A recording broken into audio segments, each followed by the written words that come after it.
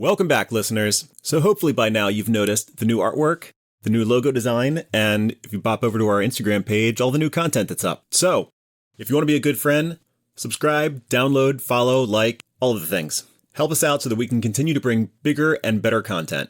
Thanks for sticking with us so far. And with that shameless self-promotion over, welcome back to Native Tongues.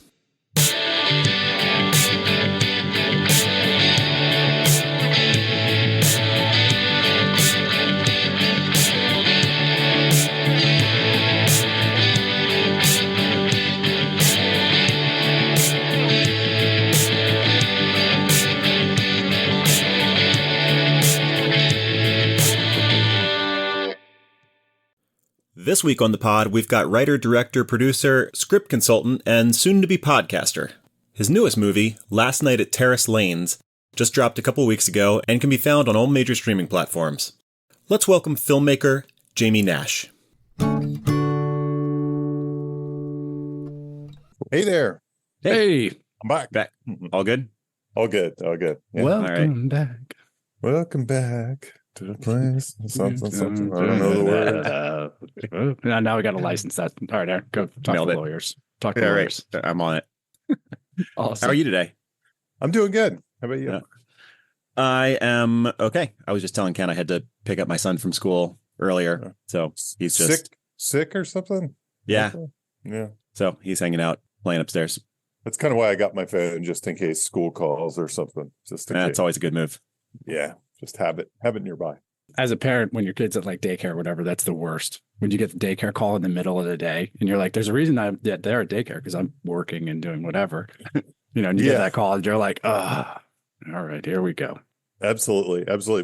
My son's special needs, so his calls are usually a little scary. They're usually like he's banging his head against the wall or something. And gotcha.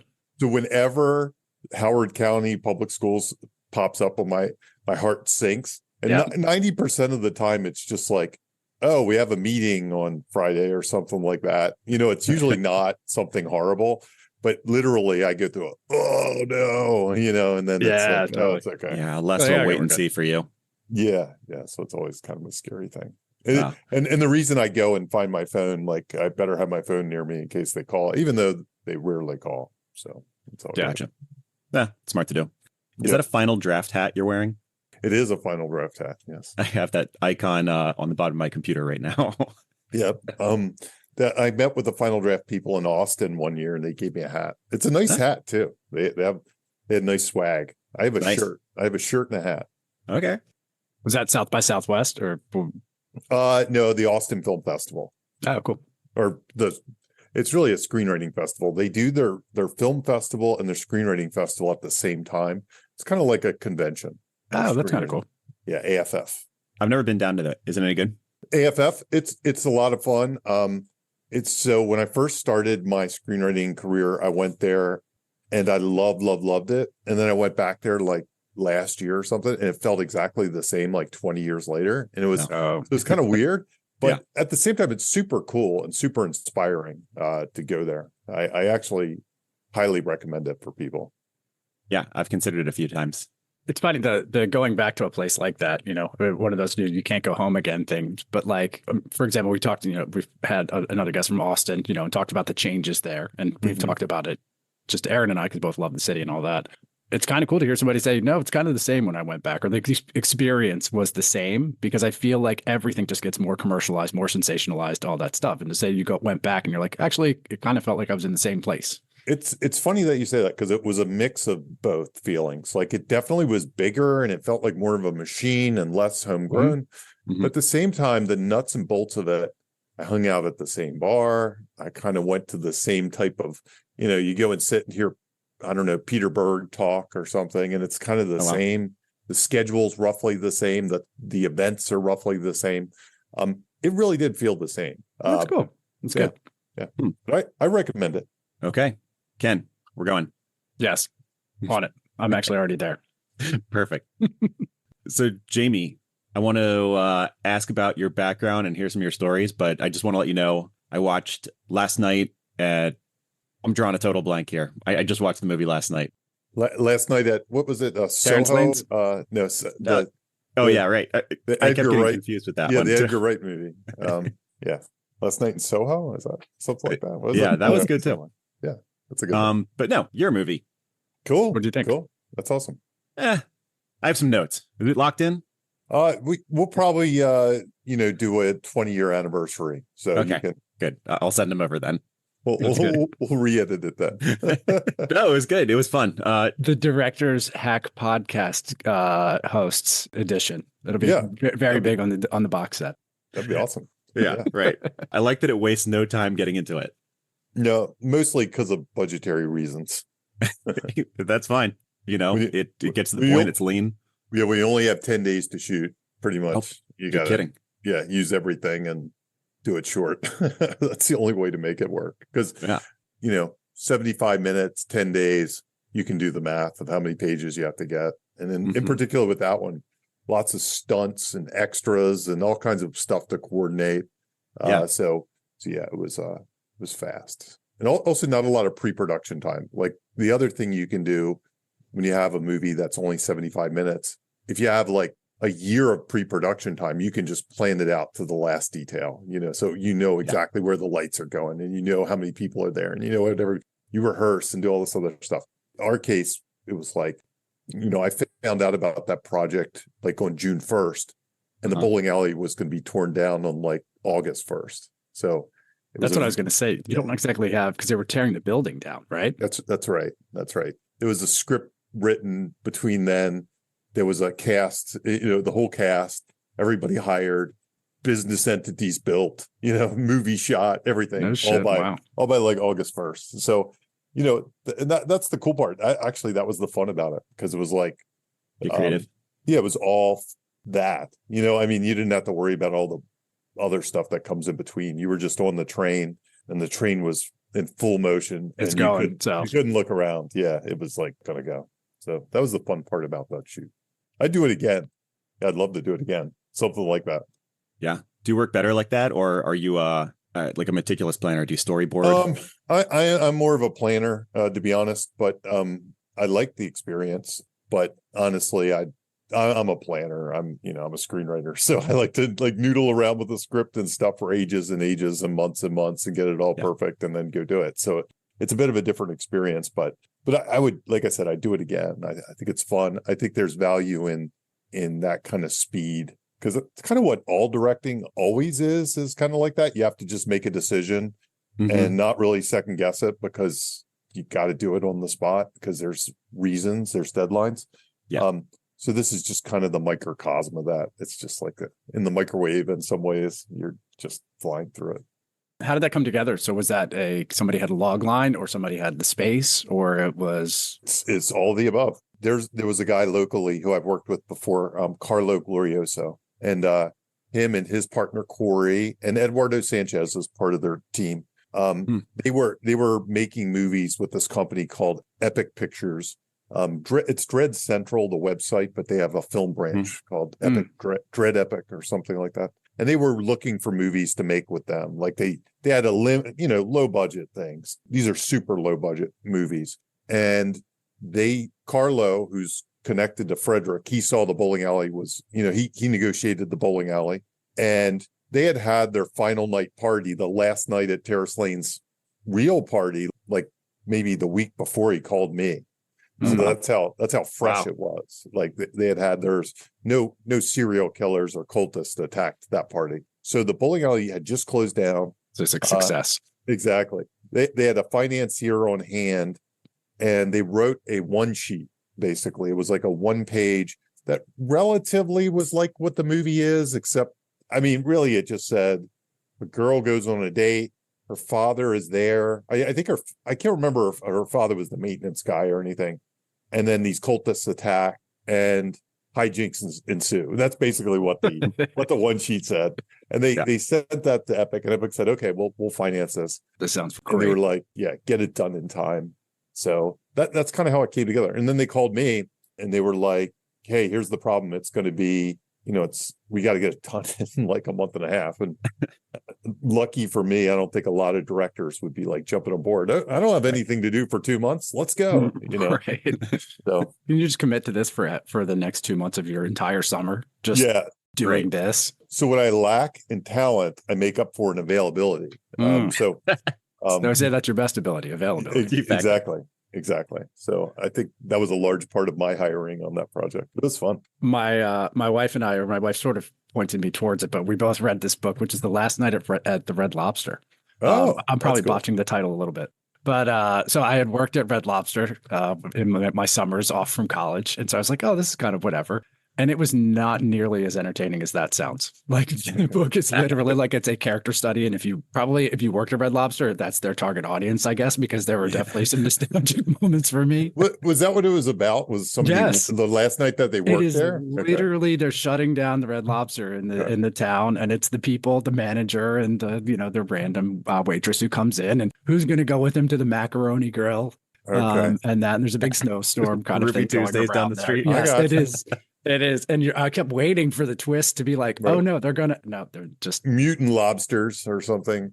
Did not come in. The lobsters finally get the revenge. Nobody died. There were no clowns. It was. So it's not somewhat disappointing in that way. Missed opportunity. I got to the end. It's a small book, but I got to the end and I was like, well, I don't know if I'm a better person for having read that. I feel like maybe my brain needs something that's like just, Now, here's the thing, though. Was it authentic to your Red Lobster experience? Do you feel like the person actually worked there? I could, yes, absolutely, 100%. That's what I said. I think I knew who their sweet spot target was, and it was Red Lobster employees. Well, I mean, I appreciate that. I know I read a lot of scripts, like I consult on a lot of scripts, and whenever I feel that sense of authenticity, especially now, because especially in screenwriting, you get a lot of people that are like, zombie movies are hot. I'm going to write a zombie movie, and there's like.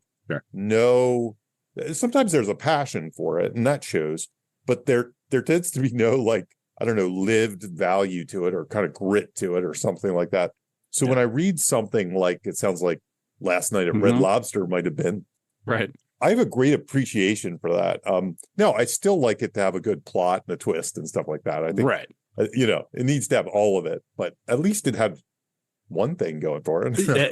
It definitely did. I love how you're like, I really look for authenticity and clown vampires. And clown vampires. I like the two mixed together is what I'm looking for. Indeed. But I get where you're getting at, which is basically if you can create a good character that people go, yeah, that feels like real. That's a real story of real things. And and the story was fun. It was a good little story. It's just, when you go from bigger, you're reading those to this little novel, that's just a character study kind of in how people, adjust to massive change in their lives, I guess. Yeah, sounds like a 90s Sundance movie. Yeah, you heard definitely. about Absolutely. Sun comes up at the end, and they're all staring at each other, rubbing their faces, going, all right, well.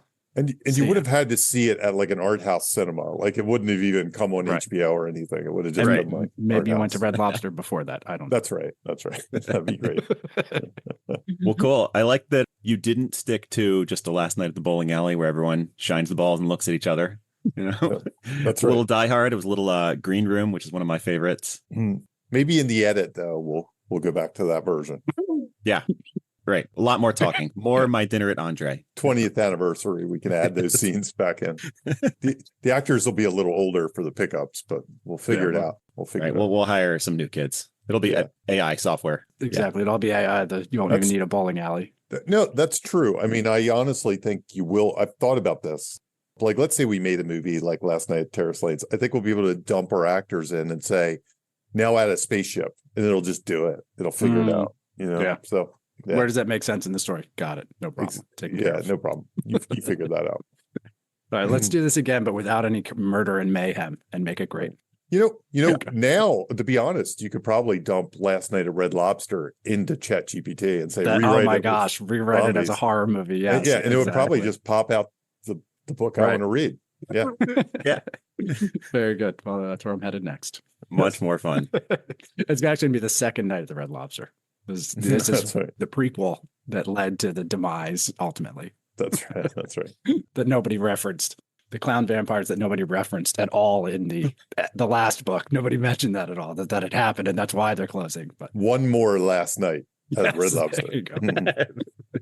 The Laster night. Yeah. You mentioned Eduardo Sanchez a minute ago, and Ken, I don't know if you know who that is. And Yeah, Blair Witch Project, right? oh yeah, Is the big thing, right? Sure. And he's gone on to many other things, I'm sure. Yeah, I've seen his name pop up in a lot of indies. I mean, I'm guessing you know him. Is that where he has stuck around? So here's the thing about him that's interesting. Every movie he's made since Blair, at least feature-wise, I've been in some way involved in. Either most of them I've written, a couple of them I've produced, but they're more the anthology stuff. And so I've worked with him for a long time. However, where he really has made his kind of name or reinvented himself or really blown it out of the park in some ways is TV. He does a lot of TV directing. He's done Yellow Jackets. He did. I remember it was one last year. He did like a Star Trek episode. He's done lots of television stuff, and he does like 5 or 6 a year, probably for the last 6 years or so, maybe even longer than that now. So he's done many, many, many TV credits and is constantly doing new TV shows. I mean, if you're any good, if you're a hired gun for that sort of stuff, I mean, there's so much out there I'm sure you can jump into. It's a great gig. Not that I've ever done it, but I just looking at it from the outside in my opinion, there's no better gig in some ways. I mean, I'm sure he gets, and I know he gets frustrated, not frustrated, that's the wrong word, but I know he longs to do like original kind of material and stuff. But there's nothing better than just, you go in episode 27 or something, or episode 6. Right. The writers and everybody have already made the key decisions for you. I mean, they have all the decision making, and you just kind of go there and say, action, cut. I mean, there's more to it. There's more to it, I'm sure. But But in a large part, you can't make any crazy decisions. That's for the producers and the writers to make. The look has already been established. You don't have the pressure of coming up with that next amazing whatever. Not at all. Not at all. In fact, the pressure is probably the opposite. The pressure is keep it the same. Get through the day. Get through the day is probably, I've never really talked to him about this, but my gut says that's probably the most important thing is get through the day. Because if you can't get through the day, we're going to hire somebody else next time. Right. Hit the marks. But yeah, he can kind of make suggestions. He gets some pre-production time, but he can't really sit there and be like on the day of, why don't we do this with a crane shot or, something. It's like, no, that's not the way the show is. Or why don't we do this with a completely different look? We'll handheld. It's like, no, we already established, we use dollies, we use steady cams, So a lot of what he does is more keeping on track. And again, I'm kind of speaking for him because I've never actually had this conversation with him. But keeping the day on track, keeping the show on track, keeping the story on track. It's kind of it's like the difference between a football quarterback who's a game manager, the Brock Purdy of it all, and the Lamar Jackson of it all. I think you got to be more Brock Purdy if you're in the TV game. Right. But in some sense, it's like, here's the playbook, go execute it. Just be really good at doing this. That's right. You don't have the pressure of now come save the ship, Exactly. Or invent the ship or figure out how to, do this thing from scratch. Yeah. It's surprising. I only brought him up because Blair Witch is not one of the highest grossing, but it's one of the most profitable movies ever made, right? That's right. For a long time, I think it may have been. I mean, every now and then I'll read some other thing and I'll be like, oh, that's the most profitable. But honestly, if, the litmus test, and this is something for Terrace Lanes, like that I always point out to people, I'm like, name a movie that that's under $100,000. and Blair Witch is 25. I mean, I know they spent more in the mix and stuff like that afterwards, but the reality of it, the bones of that movie is like $26,000. Can you name another movie that's $26,000 that anyone's heard of? Some of us movophiles can, like, we might say Clerks or something like that. Sure. Right. I'm a big Clerks fan. That was actually the only one I was thinking. That was the only place I was going to go. It was like something Kevin Smith's financing it on credit cards. And El Mariachi might be another one that people know. And that was like $5,000 or something. That was crazy. Nuts. And that was shot on film for like $5,000. Again, though, to release it, he spent like $200,000 to mix and make a print and color correct and do all this stuff. So it's questionable how you say what the budget is. Primer is another one people have seen that people think of. Darren Aronofsky's Pi, that might have been a 50. Now you've seen Terrace Lane, so you can add another one to the list. Maybe a little bit more money than the rest of those, but not much, but close. So in that sense, that's why it made $150 million domestically on like $20,000. So definitely one of the most profitable. And then Paranormal Activity came and beat it a few years later. Yeah, because it was made for about the same budget, but made even more money. It made like 300 million or something like that. Yeah, but it was definitely on the back of Blair Witch. Oh, no doubt. And it's crazy, you know, that time and place. I mean, obviously, it gave him a long career if he's still working. But I feel like if that were to happen now, if there was a breakout film like that, he would be the next, you know, Jurassic Park director or launched into some tentpole movie. Yeah. Different era, but I think you're right, because like the Colin Trevorrows, the Gareth Edwards, the people like that, they were kind of launched. Adam Wingard and the Kong movies, you know, they kind of start independent, they move ahead. Back then, where he was, you know, I have talked to him about this. They got offered all the horror movies. You know, they came to him and they were like, now they weren't blockbusters like they are now, because they didn't make as many movies for 100 million, 200 million, you know. Right. So they got like, hey, you want to do Freddy versus Jason or something like that? Do you want to do the next Exorcist sequel? Do you want to do that?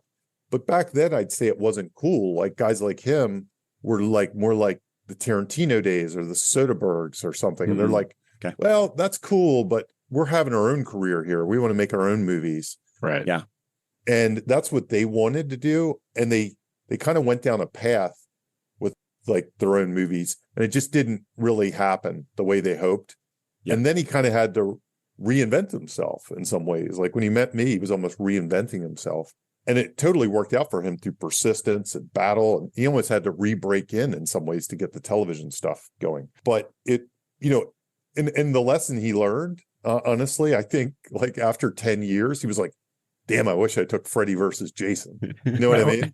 I wish I did the Exorcist, because they never came back to him, you know, to do them until the television thing years later. I think he always thought, well, I could try my own thing. And then like 10 years from now, I can do Freddy versus Jason. Yeah, it seems like a very, I mean, and this is in most industries too, but particularly in the entertainment industry, like, what have you done for me lately? Yeah. And I honestly, I think he should take, this is something I always think about myself, but I think a guy like him should take great pride in the fact that he had that down, and then he came back as hot, and he stayed with it and came back, because he really did have this huge break. And then it kind of went away by the time he got to me. Otherwise, I would be much more famous, because our movies would be big hits. And then he had to kind of come at it again to put himself at the top of the industry. And I mean, from somebody like me looking at that from the outside in, it's really, really impressive. Like even more so than in some ways than Colin Trevorrow making a movie and then getting promoted right on the heat of that movie. Yeah. It, you know, to have it go away and then fight your way back is pretty, it speaks to talent. In an industry like that, I mean, it's like to get two bites at the apple and to really slog at it and work. There's a lot of baggage when you don't. They're like, well, why haven't you done all these big famous things since the Blair Witch? You know, there's a lot of baggage that comes with that. So to keep fighting and not give up and then actually make it through it's actually it's kind of an interesting tale. It's the type of tale that doesn't really get told and you don't see too often in Hollywood, because usually they just kind of fade away or something. Yeah, like right. That. But he kept fighting. Director jail. Yeah. It's definitely what happens. Cool. Well, this has been fun talking about Eduardo Sanchez. Thanks for coming on. Right. No problem. Now, let's hear your story. I've got a bunch of questions about your scripts and where they've gone, but bring us up to speed. I think you should bring Ed on to talk about me next. But yeah. Yes. That's our noon. Yeah. That's our noon appointment. That's right. Just have people come on and talk about other people. Yeah. Was there a question mixed in there? My scripts and where they've gone? No. Yeah. We'll come meandering. There was a lot of meandering. If you can pull a question out of there, then you know, go at it. Sure but what's your start? Where did you begin? How much did you write when you were younger? What led you to screenwriting specifically? And you seem to fall in the thriller horror camp. So was that always the trajectory? Yeah. I was like a lot of kids my age, including Eduardo Sanchez. Star Wars was the big, like, mind blower for me as a kid. Mhm. And it's almost hard. It's like the Big Bang for a lot of people of my age. Like it's like before and after Star Wars. It's like, because that, and honestly, there was a before Star Wars. Like I was into Spider-Man comics and cartoons and Adam West Batman and all kinds of other stuff before Star Wars came out. But and probably James Bond a little bit because my dad loved James Bond. But when Star Wars came out, it was all encompassing because it kind of opened the door to science fiction and fantasy and all that kind of stuff. And it also was more than just a movie. There were books, there were comic books, there were action figures, there were all. So it was like, yeah. I mean, we had trading cards that we traded in school. We just kept going back and seeing the movie over and over again. And it was huge as a kid. So I don't really know the ways that movie affected me. I can't say that movie was why I write screenplays specifically, because then there were a lot of other lessons. I always say that when Raiders came out years later, not too many years later, but it felt like a long time because I was like a really little kid. You know, I was like 6 when Star Wars came out or something, or 5. And then when Raiders came out, I was, you know, getting closer to a preteen or something. And when Raiders came out, I started to realize, oh, the same people that made these things combined and made this other thing, you know, because I knew Jaws. Why can't I remember? What was Spielberg's comedy? The one that 1941. 1941. I saw 1941 in the theater, you know. So the guy who made 1941 made this movie with George Lucas. So look, Harrison Ford's in it. And so I started to think of George Lucas as a writer in some ways, like he, you know, even though because I think he might have gotten story by or something on Raiders, but I knew he was kind of the producer story guy, and Spielberg as the director. And I started to see those kind of credits. And I think that did have an influence on me and started to push me to look at who's making things and what are they making and stuff like that. I did read a lot as a kid. I read a lot of like Stephen King as a little kid. So did we. Everybody we talked to reads Stephen King. Dinar Koontz was the other guy I read. And I actually found Dinar Koontz kind of more accessible than Stephen King.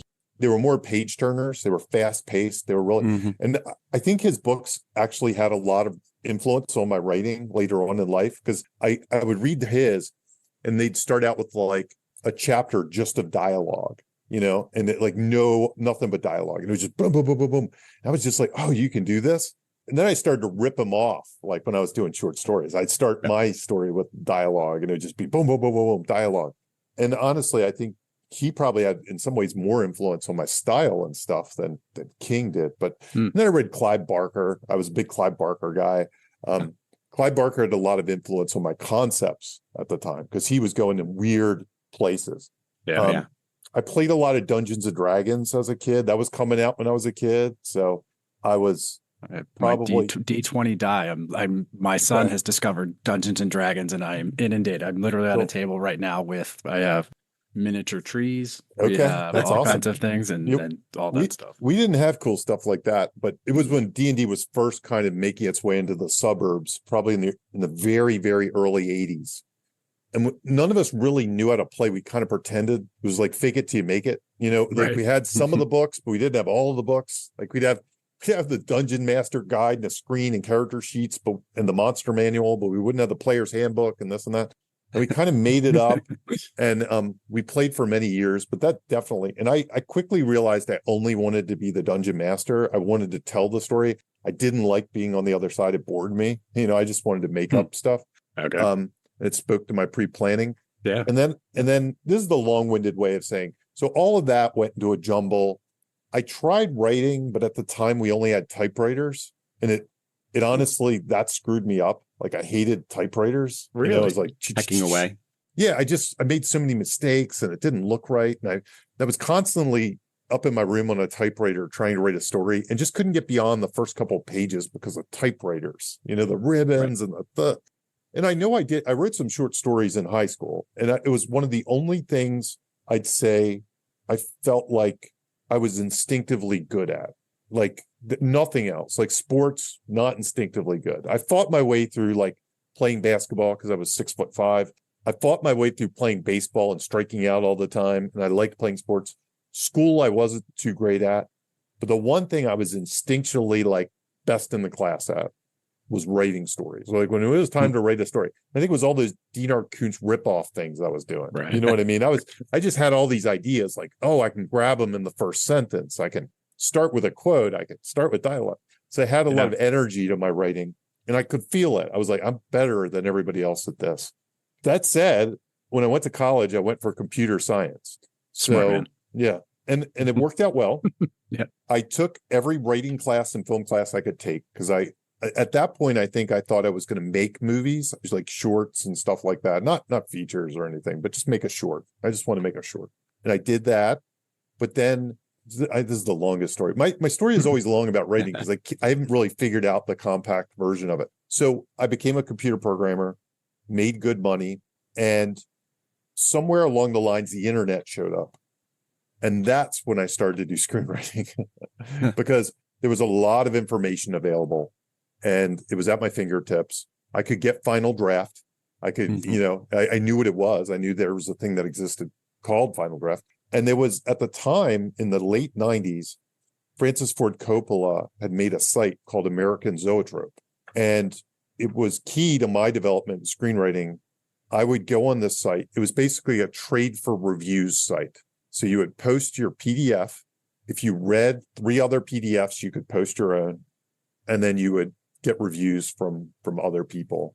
And it became a destination. It became a goal. It wasn't just writing to write. I was writing to put it on there and see if I did better, and then rewrite and see if I did better. And it was kind of like a little game of sorts. And I think through that is really what started to snowball or put the addiction in me or give me the dopamine hits that made writing a regular habit and made writing something more than just like, maybe I can do this. Because now I had 3 scripts under my belt and I was like, oh, you also have an avenue to get it out, right? Yes. So it's like, because, to use a programming analogy, actually, I sort of went the reverse path. I was a creative guy and now I'm a programmer. Okay. But I think I'm heading back that way. You can learn the skills. The internet is still there. It's good for you. Okay, good. But you can learn the skills, but if there's no outlet for it, if there's no product and a place to put that product, you lose the skills, you lose the interest, and it sort of fades. You can do it, but if you're not doing it with a purpose and not doing it with an audience, you'll lose. You're working in a void. Yeah, and to be able to now say, I'm going to write this and I'm going to put it out there, and now that becomes at least an immediate goal.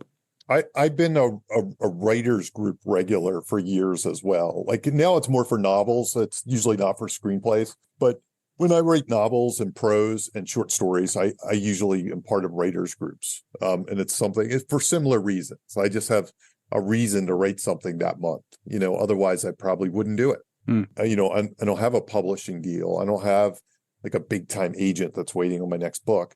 I'm really just doing it to do it in speculation that maybe one day I'll sell it. But odds are I might not. I might have to self-publish it or something. But I think self-publishing is kind of a positive in that. Like if I had self-publishing back in the 90s, I probably would have went down that route. I probably would have been like, well, at least I can self-publish. Maybe 10 people will read it, but at least I'm putting it out there. At least there's some concrete value in it. We've talked to a few self-publishers, and there's a gigantic market for that now, and a whole network too, where sure. Everyone's trying to lift each other up. Yeah. Knowing what the publishing contracts are these days and how they get you to. It almost doesn't make sense to go the traditional route anymore because it's just so hard to make money at it. It's hard to break in, and then once you break in, you make very little money at it. Right. It's hard to make a living. So I get it. So you made a short, and then when did you sell your first screenplay? Yeah. I sold. So when I first got into screenwriting, in the back of my mind, I was like, I'm going to make these movies. I'm going to be Kevin Smith. I'm going to be Blair Witch Project. That was the reason I was around that era. So for the most part, I was writing things thinking I was going to make them. I quickly realized I was writing Star Wars, and Kevin Smith didn't write Star Wars. It just wouldn't have looked as good on a $25,000 budget. I was just about to ask if that was almost limiting, because you're like, well, how am I going to, shoot that in space? Or I don't have access to a 3-headed dragon. So Yeah. My first script, in fact, was because the other thing I skipped over in my long story is I think I started to look for other creative outlets. So I did theater a little bit. I was a juggler for many years. I was like a street performer, and I was an improver. My first script was about a juggler at the Renaissance Festival. That was the first script I wrote. And it was Clerks at a Renaissance Festival. Nice. And in the back of my head, I was like, I can make this. But Clerks at a Renaissance Festival is so much more expensive than Clerks. It's like a lot of extras. It had a lot of extras, costumes. I had fight scenes. I had I had a lot of D&D kind of stuff going on, and it was crazy and wild. So that script was a finalist at the Austin Film Festival, my first script. Oh, shit. And it became a finalist. So I went to Austin and I got in all these special roundtables, and I met like all these people that I kind of thought I wanted to be like the writer of Galaxy Quest was hanging out with me at the bar, and Shane Black was there, and Scott Rosenberg was there, and all these really, people I looked at. I said, I could do this. These guys are cool. I could be like them. So then 10 scripts later, this is kind of like really nothing happened for the next 10 scripts. So my first one right out of the gate, I was like, oh, I can do this. Still doing computer science at the same time, still doing programming. 10 scripts later, it was my first non-comedy. The first script, I was like, I'm going to write the kind of movies I love or I want to see. It was the first one I did it. And it was about a magician in the Old West who these outlaws come and they say, we need somebody broken out of this prison. And they blackmail him to do it. And he's kind of like a Houdini character. So he's it's like a superhero story set in the Old West, essentially, right? So still thinking on a budget, clearly. Absolutely. It was super expensive. So I was a juggler and I was also a magician. So I knew a lot about magic. And I put all that into the script and stuff like that. And for some wild reason, and that script, everybody who ever read that script liked it. That was one of the first scripts that people read and liked, but no studios or anything wanted to do a Western. They were like, we're not doing a Western. That's not going to happen. Even though this one, to me, in my head, this was more Indiana Jones than a Western. Set in the West, but it's not set in the West. Exactly. Yeah. He wasn't pulling any guns out of his holster or anything like that. He was doing card tricks or throwing cards at people and hitting them in the eye or whatever stupid thing I had. So I had a independent producer who had no business making a Western option that script for $10,000 for 1 year. Wow. Thinking he was going to make it. And then he renewed it for another $10,000 like a year later. Okay. And that was my first sale. My first kind of real sale was a movie with Eduardo Sanchez. It probably happened maybe 2 years after that. And it was a movie that ended up being called Altered. It was originally a script I wrote called Probed that I wanted to make myself. And, I was going to shoot myself. And Universal bought it up with Ed attached and the whole project. And, it was a 6-figure deal by the end of the day. So it was real money. That's awesome. It was before the DVD market crashed. It was right before. So nowadays, like something like that movie wouldn't happen. But back then I wouldn't say it was common, but it was the path. It was like the path that these companies would give you. They'd buy a movie like this because they could just print DVDs, send them out to Blockbuster and almost make their money back. It was like they could sell enough DVDs that their money would come back. It's almost subsidized by the rental places, right? So it's like absolutely you have a deal, and Blockbuster, all the little mom and pop video shops are all gonna all the mom and pops, but then also all the Best Buys and stuff like that would sell a bunch of DVDs. Sure. And then right around that time, that market just went away completely. And that's when the film industry really changed. It became, that's kind of when we ended up in the superhero blockbuster, all or nothing kind of world, instead of like, oh, we can make a movie for $20 million and make our money back or at least break even, because we'll sell it international, we'll sell it to Blockbuster, we'll sell it to Best Buy. And it was probably a year before that changed. So in particular, that movie, it kind of got buried. Like it came out, they didn't do any promotion. I don't even think they put a trailer on their other movies. Like, normally at least they just dump a trailer. What happened was, if I'm remembering all this right, there was a company called Rogue Pictures that was part of Universal. And they were, I think, Focus Features split off. Dimension and Miramax kind of had Splinter. Yeah. So Universal had similar. It was Seamus and Lindy ran wrote pictures. Seamus and Lindy were the guys who wrote all Ang Lee's movies and stuff like that. But they became these producers. They were producers and writers, and they ran the company. Right around the time they bought Altered, they were like, we love this movie. We want to do it. This is great. We're going to give you the money. We're going to make it. We're going to buy it. In between making it and releasing it, they left. And somebody new came in. And they looked at it and they were like, we don't want to, no. We're just what are we going to do with this?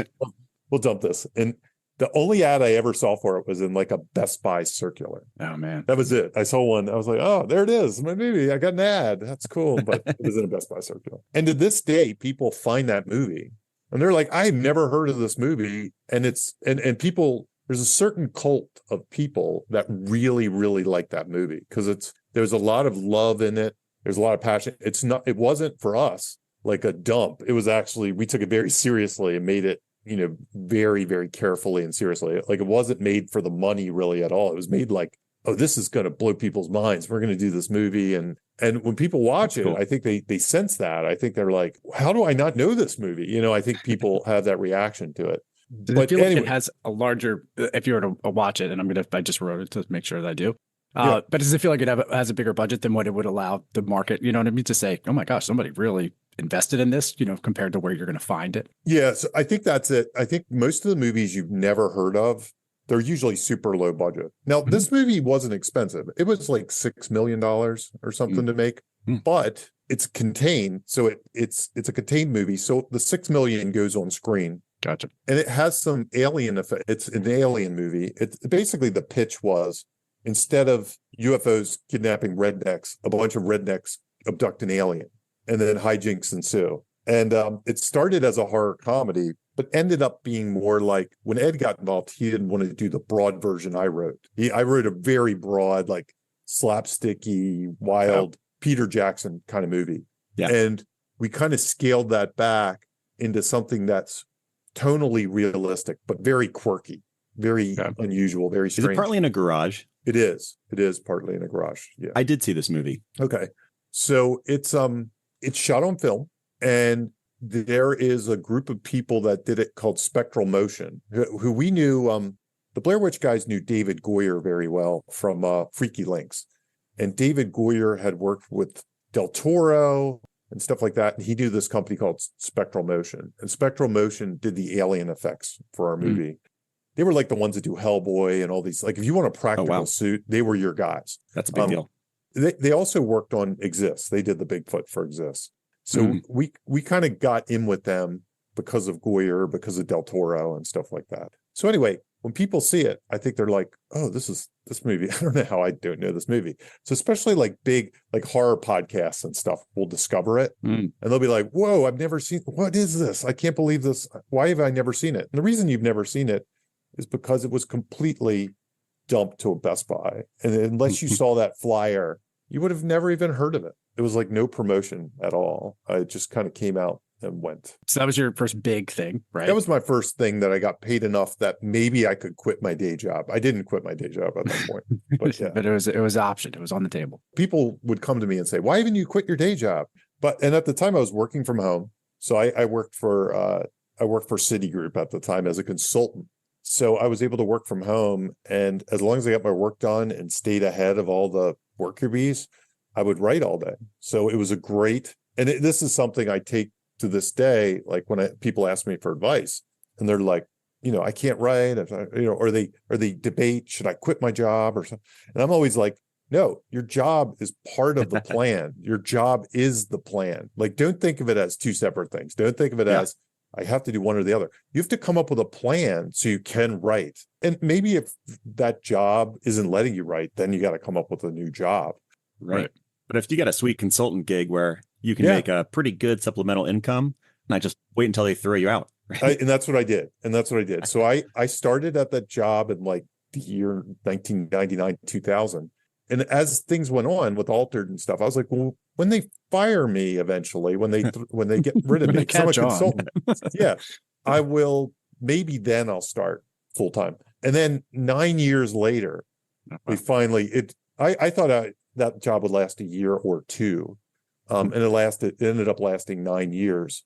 And that's when I went full time at writing. So it took a long time before I went full time writing. That is good advice for a lot of people because, I mean, most people trying to get into it, especially younger people, you always read, this is it, this is I'm going to break in. This is my career trajectory. And the fact that you just said 10 years. Yeah. That takes time. That's true too. Yeah, good point.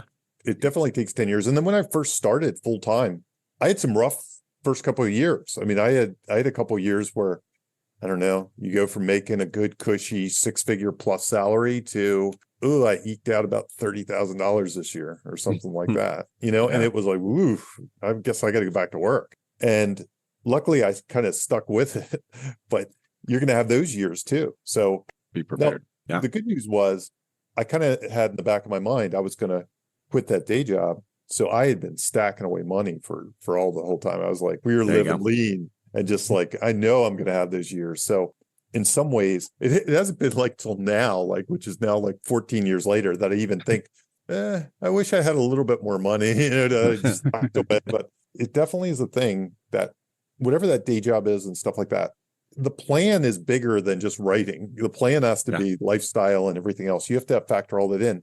And if you don't, you're only doing yourself harm, I think, because you're going to either loathe it or you're going to have to quit just for survival, unless you can go 10 years with like living out of your car or something. It's just or if you're Stephen King putting out like 2 novels a year. And I know people that do that too, that just work. They in the self-publishing world, that they put out like 6 novels a year. They literally put out 6 novels a year, and they go to every book convention and stuff like that to eke out not $100,000, but maybe $40,000 or something like that. I say with musicians, I'm like, there's a lot of avenues out there where you can be a professional musician. You're not going to be the next, great rock star or whatever, but you can make a living, eke out a living doing what you love to do. And if you can do that, that's pretty much success right there. That's right. That was literally my goal for success the entire time of writing. I was like, if I can just do writing and that's it, and that somehow pays my bills and I don't have to worry about anything else, that's success. That is my bar for success. That's all I cared about. It's that's it. That's cool. More. So on that note, when we got together that one time, you were telling me about some of the scripts that you had worked on selling into like the Hollywood system. So, not the independent world. I mean, you guys dated before? We did a couple of times. Without me? Okay. Yeah. Sorry. That's fine. We went to a Red Lobster. That's fine. Oh, you sons of bitches. I'm out here. We shared a shrimp's feast. We're writing about it right now. Yeah. Sorry, you were saying. Just the fact that there's, not everyone is going to write the next Spielberg movie or whatever, like the huge hit is, but you can make a career writing scripts that will never get made. Absolutely. And it's kind of a good segue because after I went full time and after I had those tough years, maybe 2 or 3 years in, I ended up in the WGA. And it was good news, bad news. Because first of all, the one thing we haven't mentioned is I live in Maryland. I never went to LA. Part of that was the work from home thing and, still doing that. Was that really limiting? Not going to LA? Yeah. I would have done so much better had I gone to LA screenwriting wise. I know it. I can tell you that when I used to go to meetings, and I don't know, maybe it was because I wasn't from LA, but when I used to go to my generals, when I used to go to my pitches, I was really, really good at those meetings. Like I did really good. I think it might have been because I was disconnected a little bit.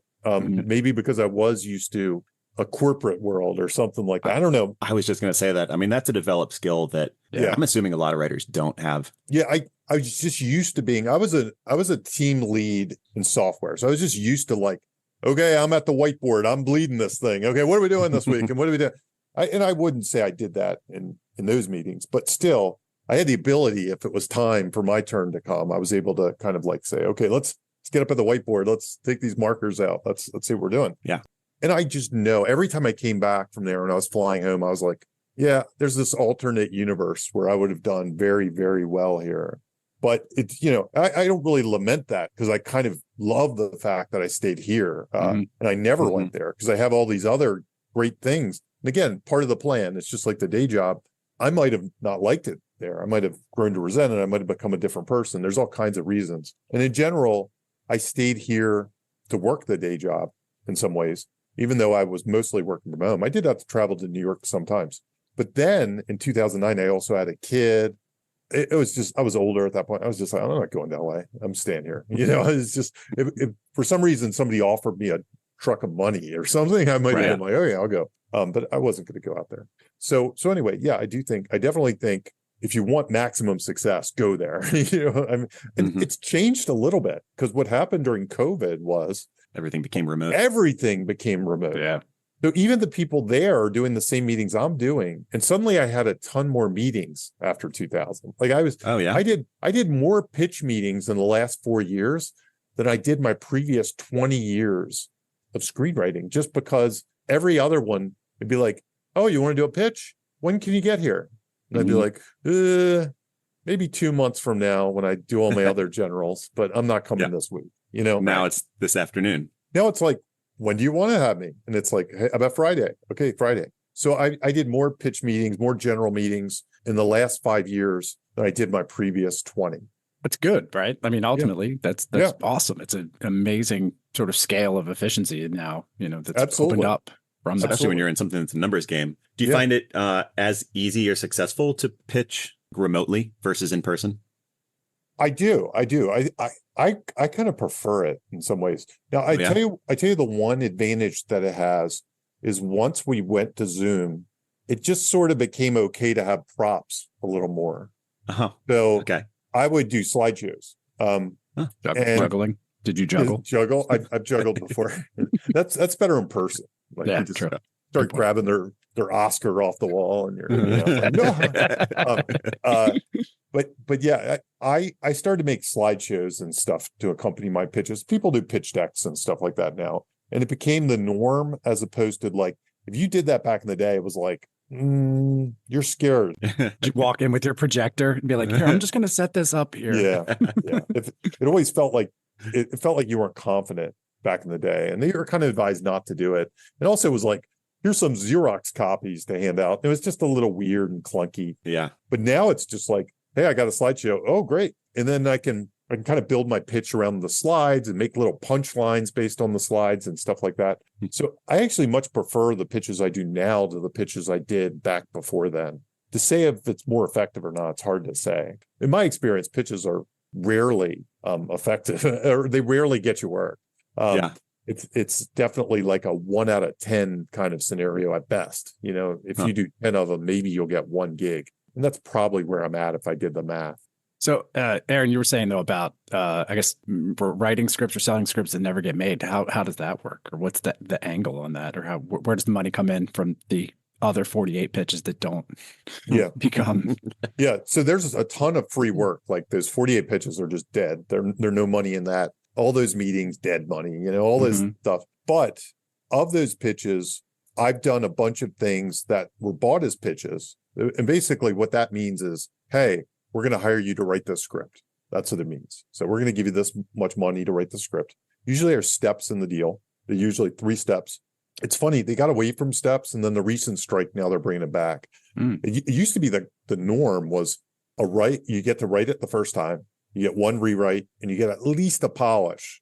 And almost always you would get through all those steps. Sometimes it would take 2 years to get through all those steps, but you would get paid for each one of those. Okay. And just to give you a feel, it's like original script might be, it depends on what they budget. Like I did a lot of TV movies. So those were budgeted more like at 50,000. They give me 50,000 to write the script because it was a TV movie. But like for Altered or something, for a feature, they were like $90,000 they'd give you for that. And then the rewrite would be less. It would be like 25 or 30 or something. Editing, like essentially. Yeah. And then the polish would be like $12,000 or something. So they keep getting less and less as you go. But all in, that's pretty good money. It's great. If I get one of those, if I got one of those a year and then all the other side hustles, I'm doing great. I'm doing great. And that's why, if I do 60 and get 3, if I do 60 over the course of 3 years, maybe I can survive with side hustles and other residuals and stuff like that. And that's kind of how I've lived. That is how I've lived. I do 60 pieces of free work, and then I get 3 pieces of actual paid work. And over the course of a 2 or 3 year period, maybe that's enough with all the other little grabs I'm doing here and there. But my point being, a lot of those pitches that they hire me for, they're paying me, that's the cheapest amount of money they're paying, because once they decide to greenlight it, then they're up to $10 million or $20 million or, I've never worked on anything that's like $100 million movie. Like I've never worked on the blockbuster level. Like most of my stuff is either horror movies or kids movies or action or something like that. That's kind of like, I'd say 20 million or less. I probably sold a couple specs, like the Western, for example, that is probably a $30 million, $50 million movie. It never got made. Right. But most of the stuff I work on is slightly lower budget. But you get paid for those, you work, they give you notes. And then eventually, usually you're done your job and they're like, oh, now we're trying to get an actor. Sometimes they'll hire other people to rewrite things. Sure. I had a project I sold over the last couple of years and it was bought and it was a feature. And I did 2 rewrites on it, got paid good money. They renewed my option. And then I got a message, oh, we're bringing in another writer to turn it into a TV pilot. And it's funny because for some reason, I think they accidentally sent me like his contract or something. I can't remember what happened, but he was getting paid a lot more than I was for one. Oh, no, but he did several steps.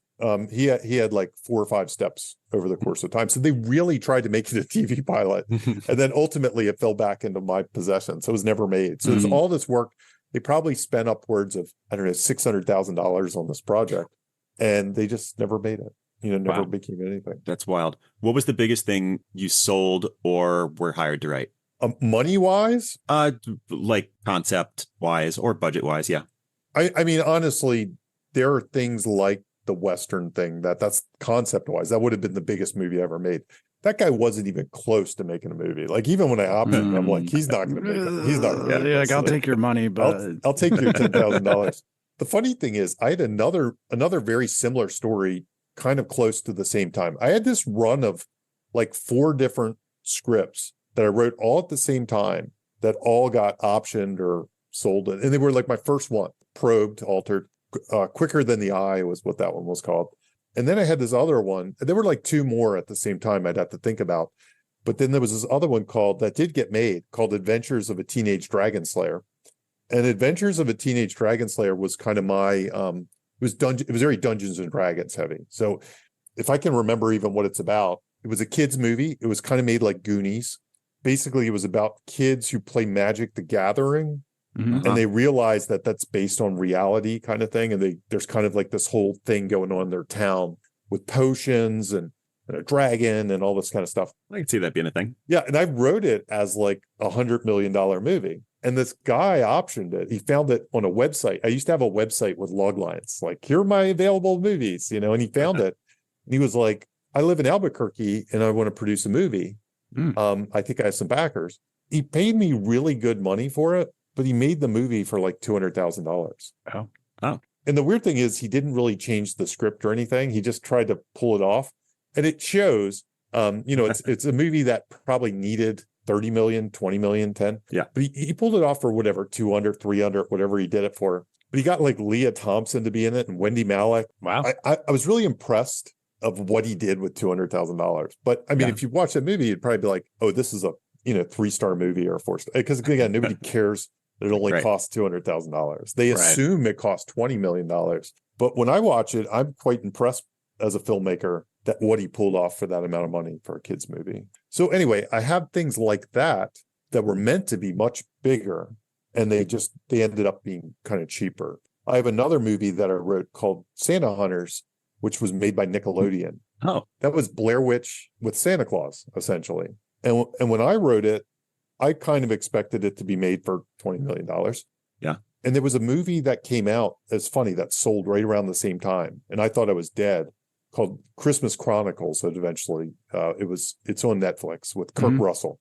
Yep. Oh, yep. We know. Yeah. Yep. We saw and it sold as a spec called 1224. Like right around the time, like mine was going out and that one was going out. Does he end up in jail in that? Does that like Santa ends up in jail, or which one am I thinking of? I think he might end up in jail for a moment. You might be thinking of, because honestly, I think this is a little bit where I got my idea from. There was an Amazing Stories episode where Santa ends up in Amazing jail. Stories. What a great throwback. Big fan. And mine was a little like that. Mine was like kids try to find Santa. They basically knock him out, or essentially, or take him out of the game. Then they have to kind of help him back.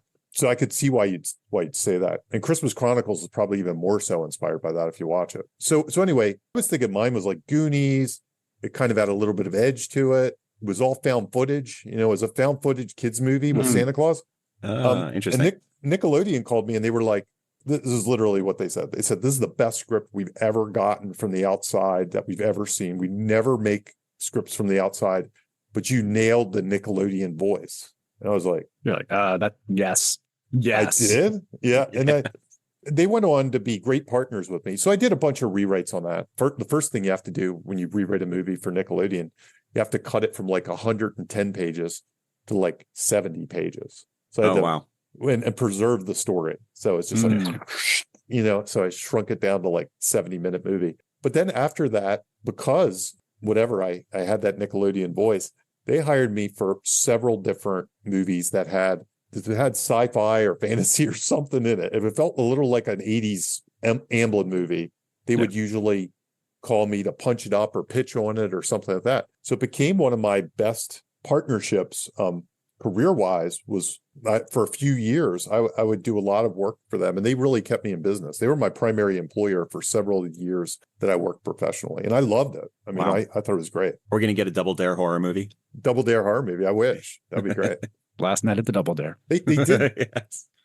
Yeah, it's funny. There's a moment on your website, so just go to jamiennash.net. But where at the bottom, you have all the sort of movie posters there in a loose sort of carousel-ish kind of thing like that. But it's like scrolling across, you have like this zombie skateboarder with a GoPro eating entrails next to Santa Hunters. Yes. Yep. And Altered and Seventh Moon next to Tiny Christmas. That's right. Big adventures come in small packages. Yep. I like that you can't be pinned down.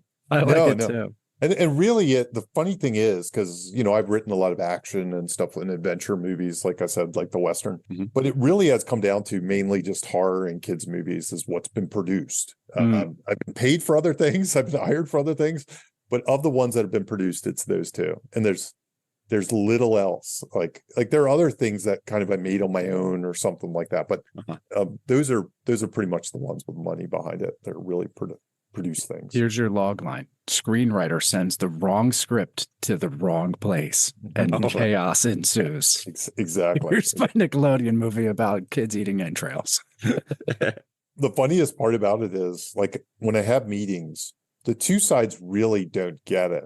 The kids movie side, I never find anybody that's like, oh, American Werewolf in London was my favorite movie or something.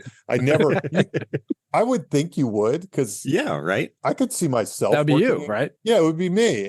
And I could work in the kids television. Like, I get it. But they really live and breathe kids movies and television. Yeah. Like when I tell my movies, 99.9% of the time, it's like, I don't watch those horror movies. I can't do it, you know?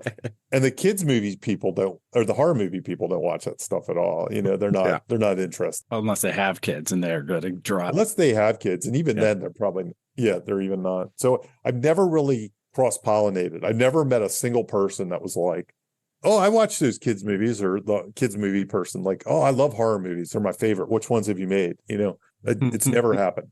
It's funny because, like, novel wise, because I do write novels, that's kind of where I exist. It's kind of this quirky, weird kind of mix of old genres. You know what I mean? That's kind of that side.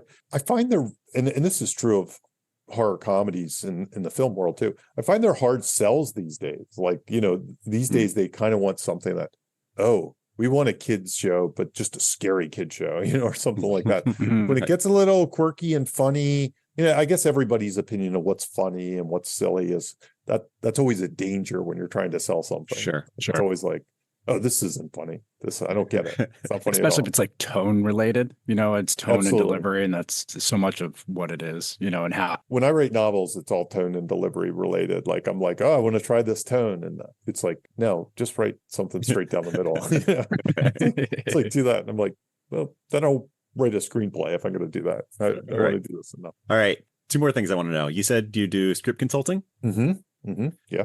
So the amount of scripts you read, how many people come to you with good scripts versus bad scripts? And are the bad scripts salvageable? It's a good question. It's funny because I try to keep my head out of like, will they ever sell this? Because the real answer is most of us won't sell. anything. Like even I think I'm good, and I've done this for I have over 100 screenplays under my belt, and I've studied it, and I know, I'm not gonna, like, the thing I'm writing now in my mind, I'm like, yeah, I'm not gonna sell this. Who am I fooling? This isn't gonna sell. So I try to keep that out of it. I just try to say, how is this script the best version of what it could be? I also try to stay out of like commercial kind of decisions. I might give them a little hint that they ask for it, but I'm not the one to tell them, oh, nobody wants vampire movies or something. I'm not going to, I would never really say that. I think nobody knows what they want until they see it. So just write the best version of whatever you've got. I'm constantly writing things people tell me you shouldn't write. And usually they're right, but sometimes they're wrong. So back to your question, how many are unsalvageable is a question. There are a percentage that it's not so much that the scripts are unsalvageable. It tends to be that the writers are very, very, very early in their journey. Yeah. Or don't necessarily have a process laid out for them that they're going to get better. That's how I would put it. So it's more about the writer. I imagine if someone is coming to you as a script consultant, they have to be coming in with some confidence because they're paying you. Yeah. So this isn't just like what do you think of this sort of thing? Yeah, I don't know exactly how I feel about this. Like, I don't do too much introspection about it, but I'm a little bit more expensive than, because there's a lot of options now. You can go to Coverfly and get a $30 an hour reader to read your script at $75, $90, whatever it is, and give you a rating and a quick paragraph. For me, I'm going to read your script twice. I'm going to mark it up. I'm going to sit around, think about it. I'm going to Zoom with you. I'm going to sit around, think about it. I approach it like you're my co-writer. And there's almost never, ever, ever going to be a script I'm like, this is good, go forth, make money. And I do think there are some writers who go into getting their script read just so somebody will say that. They'll be like, sure, it's great. You need to get this out there. Yeah. I do think some people submit. I used to joke about it on Twitter. I said, I'm offering a new service that if you pay me $300, I'll just say your script is great. And send me $300 in your script. And I do think there are people that secretly that's what they want. The people that come to me, I don't really think that's what they want. I don't know. I think they pony up more money because they don't want that. Okay. I find a lot of the people, this isn't totally answering your question. I think the split, I'll give you your answer and then I'll go back to my thread. I think the split is, I think there's probably 25% that are in the ballpark of being, that may one day have some business. 25 might even be a little high, that they eventually get to that 25%. Let's say the other 75%, and honestly, most of my scripts are in this camp too, are not going to do any business. It's just not going to happen. I'm more rating it on craft and things like that, whether the writer's ready, whether they're at the point where it's time to do business and stuff like that. And they're usually the top 25%. A lot of my writers are not at the point. They haven't written the 12 scripts that I wrote before I sold Quicker Than the Eye or whatever. And there's 4 scripts that all kind of went out and sold. They're not there yet. They're still 4 or 5 scripts in and they need about 6 more. And they're getting better, but it really does take some time to get it all in place. And then what I was going to say is the way I came about consulting is very backwards. People were asking me to read. And at some point somebody said, can I pay you? And I thought about it and I'm like, I guess. And they're like, they basically put it this way. They said, how much would it take for me to pay you to make it worth your time? And I thought about it and I said, okay, it's this.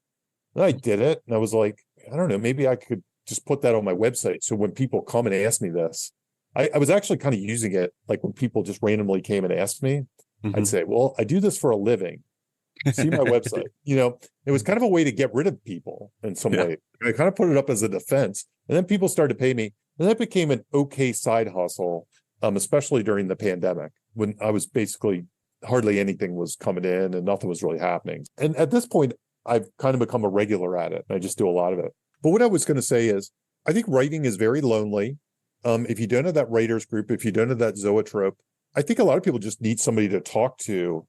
I feel like the biggest value is the writer therapy of it all. Just being a sounding board. Yeah, be a sounding board, just to sit down. Is there anything come across your plate that has just like blown you away? Like, this is a great script, or this person's an incredible writer? I'm trying to think. My biggest surprise is I'd say no, that nothing's ever come across that I was like, And honestly, I've been reading scripts for like 20 some years. And I think this is more a me issue than the script. Yeah. I don't think I know it or something. I don't know if It doesn't say, do you have perspective on it when you see I so don't. much? I don't think I know it. That's a good point. So it's not so much that I've seen it and I dismissed it. I just don't know that I know it because I've been reading scripts since 1998, and I've probably read thousands at this point. And You said turn of the century. exactly. And I don't know that I could answer that question for any of the scripts I've read. There are a few that I'll read and I'll be like, oh, this writer, they got it, and I'm just like, Yeah. oh, okay. And they're a handful. I mean, they're probably less than 10 of those in all those years. But there probably have been 10 where I was like, whoa, this is somebody, this person's, and usually I'm right, like when I get those. So that happens. It happens. And it's usually less like the script and more the writer. Like I can just tell from the writing. It just has an energy. There's something. Isn't that like the authenticity thing you were talking about before? Like it's something about the way they write. Authenticity. It's usually less about the script. It's usually less like this is going to be the best movie ever. It's usually more like, oh, this writer, they're going to be on a TV show. They're going to do something. They're going to, and usually, cool. Like I said, those I'm right about. What genre sent you to the most?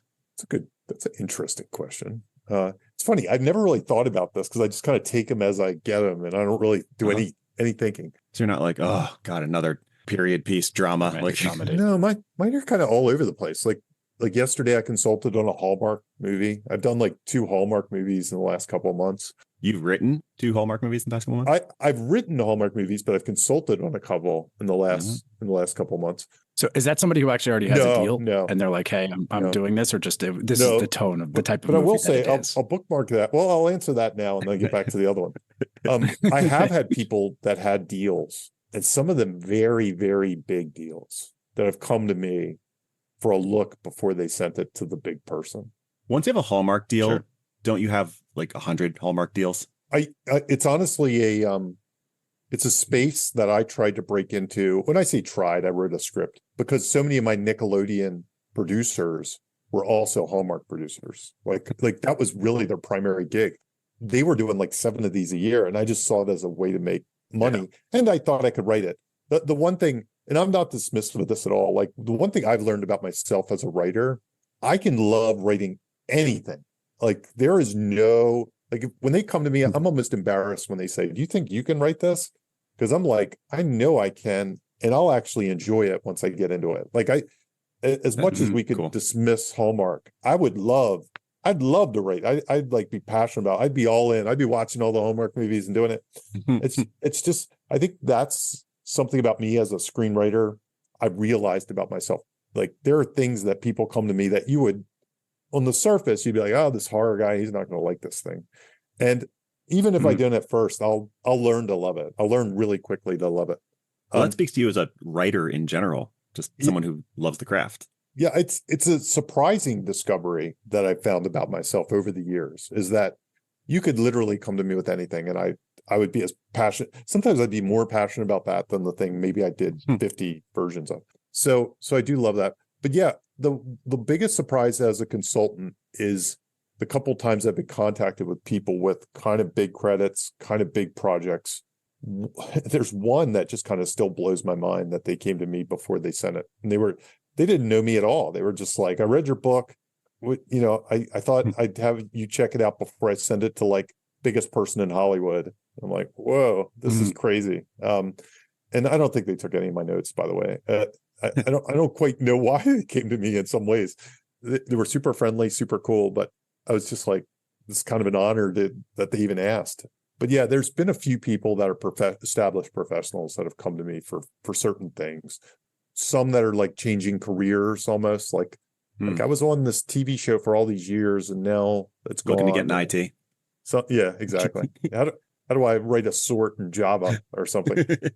But yeah, those are always like fun or a lot of actors like, hey, I'm on this sitcom. And, oh yeah, I know you. I watched that sitcom. Oh yeah, I'm trying to write a pilot. My agent thinks I can write a pilot or something like that. And they're always fun to work on with those people. Like I'm always humbled and excited to like help people like that out because I learned something from them. Sure, I could see that. Ken, you look like you had something. Yeah, I was going to say, you mentioned the book. So you have a book. So Save the Cat. Do you want to, first of all, for people who are listening, both of them, you want to give a little on what is Save the Cat, the idea of it, and would you have saved a dog instead if you had to go the opportunity to go back? Yeah. Well, so Save the Cat is a book by Blake Snyder. The original book is by Blake Snyder, who he wrote this book back in like the mid 2000s, like 2005, 2006. So the book was a screenwriting book. And at the time, it over the years, it's become the number one screenwriting book. So if you're a new screenwriter, people are going to be like, go get Save the Cat. It is by far the best-selling screenwriting book. I don't know if all time necessarily, but Looking, I've got it somewhere around this room. yeah, I have mine. So I think mine's over there. I have a couple of versions of it. And to put it in a nutshell, it's about a lot of different things. It teaches you how to write a log line. It has pitch stuff in the back, but the main thing it's known for is the 15 beats. And the 15 beats are basically an outline format that says, fill in these 15 things chronologically and you'll have a movie, essentially. And it starts with opening image, fill in your opening image, and it gives you a direction how to do it. Set up your character in the ordinary world. Here are the things you need to do for that. Theme stated. Then a catalyst happens, something shocking happens and sends the hero into the world of the story. So it's stuff like that. And you fill out 15 of these, you have a story. So it's a story template, essentially. But the book's also not stuffy. It's not from like a prestigious writer. It's very like a commercial perspective. In that way, it was, I wouldn't say revolutionary, but it was kind of a breath of fresh air at the time. Because the book I got in the 90s that people were like throwing at me was Robert McGee's book. And Robert McGee's book is Story. And it's like really thick and it's written like he's trying to show how smart he is. Like it's like a professor's book. And it's a good book. There's a lot of stuff I think Blake took from that book and adapted in his own breezy, goofy, fun style. But his book is very breezy, goofy, fun. And it feels like you can read it in a day or two. Where Story, I still haven't finished reading it. It's like thick and it's very dense. And it's, I don't want to say, but maybe it's pretentious, a little bit pretentious. Yeah, right. I mean, I've never read it and I'm never going to meet that guy. So if you say it's pretentious, it sounds pretentious. I mean, I think most people, I think that's kind of his shtick. Is he's like the professor, he's the smartest guy. He yells, he's a kind of a curmudgeon that yells at people in his class and stuff like that. But then when Blake came, Blake was more like, his brand was more like, let's roll up our sleeves. We can do this together. This isn't so hard. This is fun. Come on, let's do it. That was his brand. And that's Save the Cat. Now it's funny because his brand kind of gets interpreted because his style of writing is like, it's kind of flippant in some ways. So he has things on there like, theme stated, it's always page 7. Shut up, it's 7. Just do it, or something like that. And people now interpret that. Like when I read it, I was like, oh, it's Blake being Blake. He's kind of being silly and fun, and it's not. Nowadays, people are like, I do not like the didactic tone of his, 7-page. It really why can't it be on page 8? Yeah, why can't it be on page 8? He says, I don't like how he does that. Like he has a whole chapter where he says like, where he hates on Memento. Like he has a little, not a chapter, but a paragraph. And people to this day are like, I did not like how he took exception to a Memento. It's just kind of him being conversational, like he was talking to you at the bar or something. Like he died in like 2008 or 9, another date I always forget. And he died suddenly. He had like, I don't know if it was an aneurysm or something like that. And he was in his 50s. His business partners kept the brand alive and they started to write other books. They started to do other books with other folks. And they did a Save the Cat Writes for novels, which is hugely, hugely successful. I don't know if it's as successful as the original, but it's way up there. Again, same sort of approach of relatable, but template sort of, here's the professional sort of approach. So the novel writing book, so Blake wrote 3 books originally before he passed away. He wrote Save the Cat Goes to the Movies, and Save the Cat Strikes Back. And really they all could be one book. Like it's kind of like, the first one's a template. The second one is examples. Like it's a book of examples. Like here's 50 movies that use the template.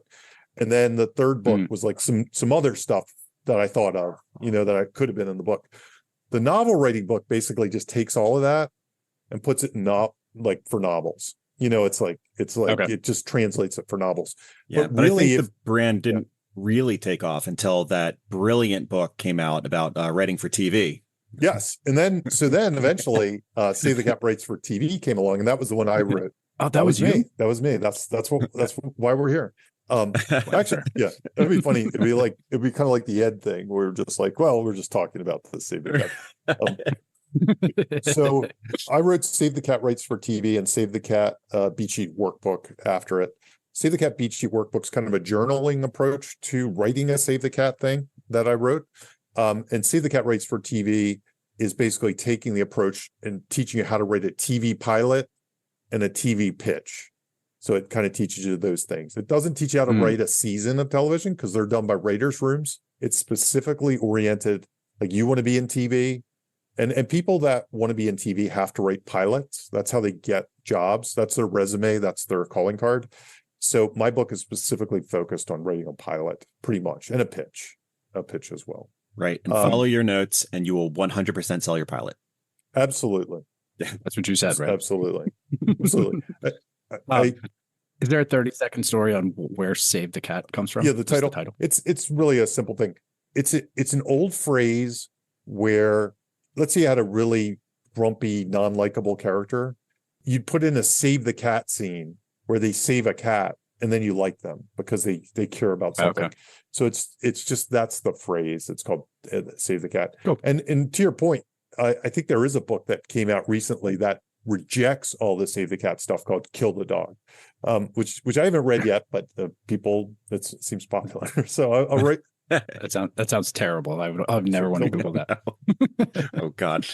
Well, we've been on here way too long, but what are you working on now? Anything coming up? I'm working on an audio drama of all things. It's kind of I call it a supernatural thriller.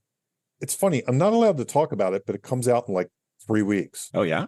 Yeah. Okay. It was a gig that I was on, and it may or may not involve some of the Blair Witch people and other things, but yeah, it hasn't been officially announced, but I think within a week or two it will be announced. It's a 13 episode audio drama that has really been all consuming of me for the last couple months because I'm directing it, I wrote it, I'm producing it. It's wow, been cool. a lot. Yeah. Is there like a known brand it's under, or is it going to be like on podcast form? That's the reason it's secret, I think, because it's kind of like the announcement of the podcast is sort of the announcement of the brand. So it's kind of like, I think that's why it's like being not known though. It's an original thing. So it'll be new. Like, it's not like it's Star Wars or it's Marvel. It's nothing like that. And it's on the, it's so weird talking about it like this because it's like so close, like literally next week at this time, maybe it'll be out or something. They'll announce it. I don't. Obviously, you have your concerns, but this probably won't air until anyway. Even then, the way I'm always like this, I read their press release to know what to say because there is some secrecy about this one. So, but anyway, cool. It's the PRX, which is like a podcast distribution kind of company, and it's through their network, and it'll be like I think it comes out March 12th. So. If anybody listens to this, just start searching around March 12th. And if you see an audio drama, maybe I did it. At the end of the podcast, we always talk about where someone's from and essentially like how that created their voice. You're from Maryland, right? Yeah. I'm from Catonsville, Maryland. I know Catonsville well. Catonsville, awesome. Yeah. I know Catonsville very well. Kind of Catonsville, the border of Woodlawn and Catonsville. There's a place called Double T Diner for people that know. And I live relatively near Double T Diner. Yeah. If you were going out, so Aaron, you asked. If you had a studio executive coming to see you for an afternoon and you wanted to impress them, where would you take them starting midday into the night? Wow. So think you're going to go do something and then you're going to get a bite to eat, maybe a beer somewhere. I was going to say Double T Diner, but yeah. I don't know. It's still there. Yeah, but it wouldn't be a bad place because they actually have a really good crab cake, which because usually when somebody comes in from out of town, crab cakes are the first thing on the menu, right? So usually try to find a crab cake for them. But yeah, so Double T wouldn't be a bad place. There's another place called G&M that's kind of close to the airport. That's kind of I've taken people there for crab cakes, and I'll cheat a little bit here. I'd say I'd probably take him to an Oriole game because Camden Yards is kind of amazing, and I like going to sporting events or something like that. So We had someone else say that too. yeah, I'd probably take him to Camden Yards. Where would I go after that? I'm not much of a night. I'd be in bed after that. I'd be too tired to go on anywhere else. So I don't even know.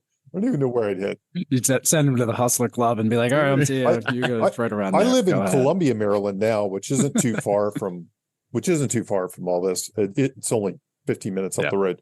Columbia's got some good breweries now. I might take him to Merriweather, the Merriweather district, which is kind of a new area, and it has some behind Merriweather, right, where they paved the parking it's kind lots. of cool. It's kind of a cool little spot. Has an ice rink. Cool. It has some restaurants. Has a really nice bookstore. Has an arcade. Things like that. So I don't know. I think they would be my three things. It's also one of my favorite concert venues in the country. It's great. It's great. Yeah. Indeed. It's my favorite, hands down. It's where I've seen most concerts in my life. So same. for that reason alone. But yeah, there's nothing better than kind of a cool night at the Merriweather concert, area. It's like you're out there, you're outside, especially if you get a seat as opposed to the lawn. And it's actually very nice. My wife and I, well, before we were married, and we didn't have much money, and we would just get cheap lawn seats all the time. And I don't remember what show it was, but there was one time when there was something we really liked, and we were like, well, let's just splurge a few bucks and get a seat, and get out of the lawn. And I've never looked back. There's no way I'm going back there with the rest of the riffraff anymore. The seats are so nice there. Like it's it's a totally different experience. Like, when I was in college, I had a friend that was a security guard at Merriweather, and he would let me in to sit in the lawn seats. Right. So I would always go to the lawn seats. He'd be like, come on in. And I'd go sit in the lawn seats. And I remember I took my wife to see Pearl Jam there. We saw Pearl Jam. I'm a big Pearl Jam guy. Yeah. This is the last time I sat in the lawn seat, and she always remembers this. Like, she doesn't really like to go to concerts. These two guys just start fighting in front of us, like for no reason, and no security guards came to break it up at all. I don't know. My friend was a security guard. I mean, that was his job. That's crazy. It just went on and on, like we were watching a MMA fight. Outside of like college students, I feel like the lawn is the equivalent of like sending criminals to Australia. It's just this other place that everyone we don't want to deal with. It is not that. You're at the wrong shows doing the wrong things. I have an anecdote about that. So I have a buddy who, when I was probably 24, 25, something like that, he's like, I have a friend who needs help for working security at Merriweather. And so do you want to come? It's just like an hourly thing. You get to work for free. You get to get in for free and see the show, and you'll be security. You just get people at the door, whatever, you wear a t-shirt. And I was like, awesome. I was like, what show? He's like, Pearl Jam. I was like, oh my God, this is going to be the best. I was like, yeah, right. I was probably supposed to be there. I was like, yes, I'm so excited about this. And they're like, so I get there and we're all, we did a little bit of stuff with watching people come through the gate. And they're like, all right, for the show, we're going to put you backstage. You're going to be here. And I was like, oh my God, this is the best thing ever. I was about 200 yards backstage watching a fence. Like I couldn't see anything. I couldn't hear anything. I spent the entire, literally 2 hours just by myself in the woods watching a fence. So I got the same opportunity once when I was like 19. My buddy was like, hey, I know someone who, knows someone there, and like they need people for a night. So we went and worked the Blink 182 show there in 2001, something like that. And same thing. They're like, all right, you guys are stationed at the back of the lawn. And we were like, okay. And, there's no oversight there. So we just walked up and sat on the front of the stage, watched the show. Yeah. No, it's a pretty cool gig. I was very much a rule follower. So I stayed and I can watch that fence. Nerd. I did years ago. I did the Lilith Fair there in the 90s. I remember. Awesome. And I was a big Sarah McLachlan fan, and I saw she's coming there this year. And I was like, let me go look at her seats. And it was like front row tickets for like $90. And I was like, wow, she's kind of fallen, because most front row tickets, they cost $700 or something.